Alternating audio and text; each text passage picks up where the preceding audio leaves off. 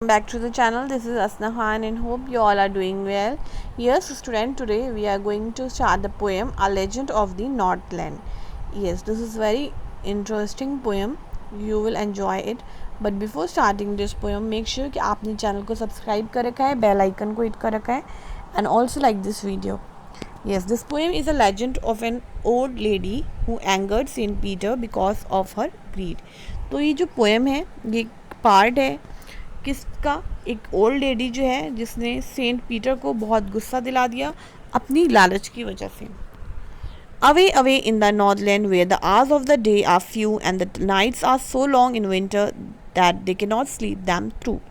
कह रहे हैं दूर दूर नॉर्थलैंड में, यानी नॉर्थलैंड इज़ अ प्लेस जहाँ पर जो है दिन बहुत छोटे हैं या दिन बहुत कम हैं, मतलब दिन के जो घंटे हैं वो बहुत कम है और जो रातें हैं वो बहुत ज़्यादा लंबी हैं, सर्दियों की रातें हैं और लोग जो हैं वो अपने तरीके से सो नहीं पाते हैं वहाँ पे. Where they harness the swift reindeer to the sledges when it snows and the children look like bears cubs in their funny furry clothes. क्या कहना चाह रहे हैं पोएट यहाँ पर? पोएट कहना चाह यानी जहाँ पर वो हार्नेस करते थे, बांधते थे.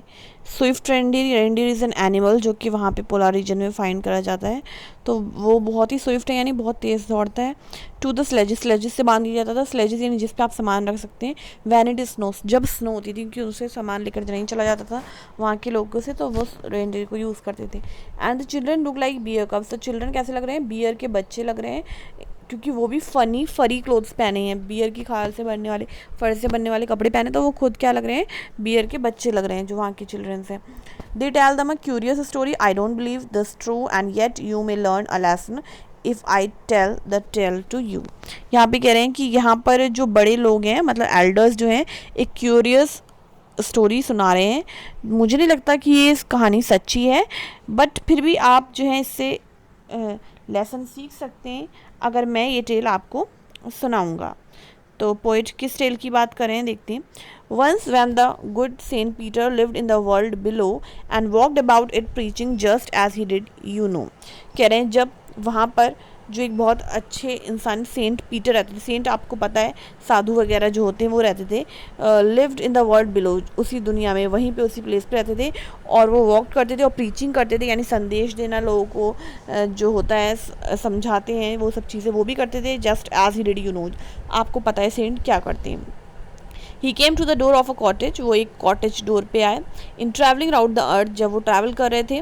Where a little women was making cakes, तो वो जब उस कॉटेज पे आए वहाँ पे जो वेमेन है वो केक बना रही थी. And baking them on the hearth, और बेक कर रही थी उनको, ठीक है, जो हर जो चीज़ होती है जिसके ऊपर बेक करते हैं, ठीक है, चूल्हे पर. एंड बीइंग फेंट with fasting for the day was almost done, और यहाँ पर जो सेंट था उसको लग रहा था कि वो बेहोश हो जाएगा, फेंट हो जाएगा, पूरे दिन से कुछ नहीं खाया था, ऑलमोस्ट फास्ट चल रहा था उसका, तो आज के दिन के लिए उसका हो चुका था, अभी उसको भूख लग रही थी. He asked her from her stores of cakes to give him a single one. तो क्योंकि उस लेडी का एक स्टोर था जहाँ पे वो केक बना के बेचती थी, तो उससे उन्होंने कहा, मांगा सेंट ने कि मुझे भी एक चाहिए केक, ठीक है, कि भूख लग रही थी. So she made a very little cake but as it baking lay she looked at it and though it seem too large to give away. तो उसने क्या करा, जो उसके पास केक रखे हुए थे उसमें से कोई केक नहीं दिए क्योंकि वो केक उसको बड़े लग रहे होंगे, तो वो छोटा सा केक जो है वो बनाती है, पर जब वो उसको बेक करती है तो फूल के बड़ा हो जाता है. जब वो बड़ा हो जाता है तो उसको बहुत बड़ा दिखने लगता है, और क्या करती थी, कहती थी ये तो बहुत बड़ा है देने के लिए, और उसको हटा देती थी, उस केक को हटा दिया उसने. देयरफॉर शी नीडेड अनदर, फिर उसने अनदर मतलब फिर से आटा गूंदा, मैदा गूंदा, फिर से नीड करा डो, और फिर एक छोटा सा और केक बनाया. But it looked when she turned it over, फिर जब उसने देखा वो भी उसको बड़ा लगा. As large as the first had done, उतना ही बड़ा जितना कि पहला उसने बनाया था. Then she took a tiny scrap of dough and rolled it flat, फिर उसने बहुत छोटा सा डो लिया और उसको बहुत फ्लैट रोल करा. And baked it thin as a wafer, और वेफर के बराबर उसे बेक करा, बहुत पतला. But she couldn't part with that, but वो भी उसको मतलब बड़ा लग रहा होगा, उसको भी वो दे नहीं पाई. For she said, my cakes that seem too small when I eat of them myself are yet too large to give away. उसने कहा यही केक जब मैं खुद खाने बैठती हूँ तो मुझे बहुत छोटे लगते हैं, पर जब मैं इसको गिव अवे दे रही हूँ, मैं किसी और को देना चाह रही हूँ, सो ये जो है बहुत बड़े दिख रहे हैं, टू लार्ज दिख रहे हैं. So she put them on the shelf, तो उसने क्या करा, बना बना के वो सब शेल्फ में रख दिए और एक भी सेंट को नहीं दिया। देन गुड सेंट पीटर ग्रू एंग्री। अब सेंट क्योंकि बहुत भूखा था और वो केक मांग रहा था और वो उसे केक नहीं दे रही थी, तो गुस्सा आ गया सेंट को, for he was hungry and फेंट, क्योंकि वो बहुत ज़्यादा भूखा था और बिल्कुल फेंट होने वाला था, बेहोश। And surely such a woman was enough to provoke a saint. और ऐसी हरकत करके कि बार बार केक बना के और केक नहीं देने की वजह से उसका जो गुस्सा था वो प्रोवोक हो गया, सेंट का जो गुस्सा था वो एकदम से बढ़ गया, या उसने उसे गुस्सा दिला दिया। इतनी उसकी हरकत जो उसने करी वो काफ़ी थी किसी को भी गुस्सा दिलाने के लिए। And he said you are far too selfish to dwell in a human form. और फिर उसने श्राप दे दिया, किसने, सेंट ने। श्राप में क्या कहा कि तुम जो हो बहुत ही सेल्फिश मतलबी इंसान हो और तुम्हें एक ह्यूमन फॉर्म में नहीं रहना चाहिए, तुम ह्यूमन फॉर्म में रहने के लायक नहीं हो। To have both food and shelter and fire to keep you warm. ऊपर वाले ने खाना जो दिया है, रहने को जो दिया है हमें, या फायर हमें दिया है कि हम गर्म रह सकें। Now you shall build as the birds do. अब तुम्हें अपना घर खुद बनाना पड़ेगा, ठीक है, तुम्हें सब कुछ दिया बट फिर भी तुम सेल्फिश हो, तो अब जो है तुम्हें बर्ड्स की तरह रहना पड़ेगा, अपना खुद घर बनाना पड़ेगा। And shall get your scanty food. और अपना खाना भी खुद इकट्ठा करना पड़ेगा, by boring and boring and boring. खूब ढूंढ ढूंढ के तुम खाना इकट्ठा करोगी। A day in the hard dry wood. और पूरे दिन तुम जो है सूखी लकड़ियों पर रहोगी।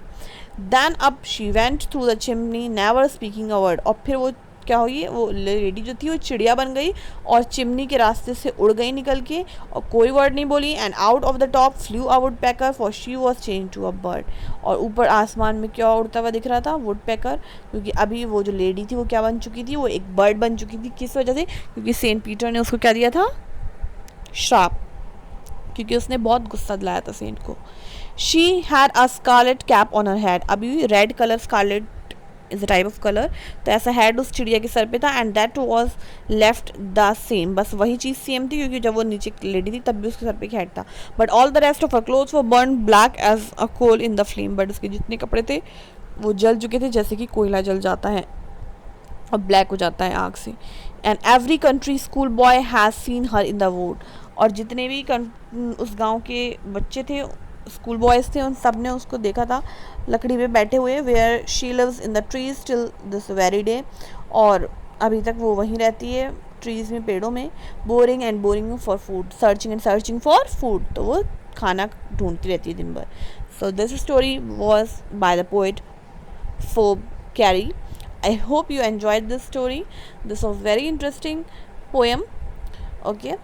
तो ये एक लेजेंड थी, एक ट्रेडिशनल स्टोरी जिसे आप कह सकते हैं। And what is ballad? A ballad is a song narrating a story. तो बलाड क्या होता है? एक सॉन्ग होता है।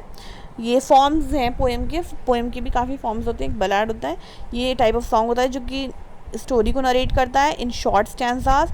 बलाड are a part of folk culture, ये लोक कल्चर का पार्ट है और popular culture, and are passed on orally from one generation to the next. और ये एक जनरेशन से दूसरी जनरेशन पास करा गया है। A legend of Northland is a ballad. तो ये पोएम किस टाइप की पोएम है? ये एक बलाड है, ठीक है, तो रिमेंबर इट। सो अब मैं आपको जो हूँ नेक्स्ट पार्ट में इसका सोल्यूशन शेयर करूँगी। तो वीडियो देख लिए तो पता है आपको, like share and subscribe. Will meet in the next part. Till then take care.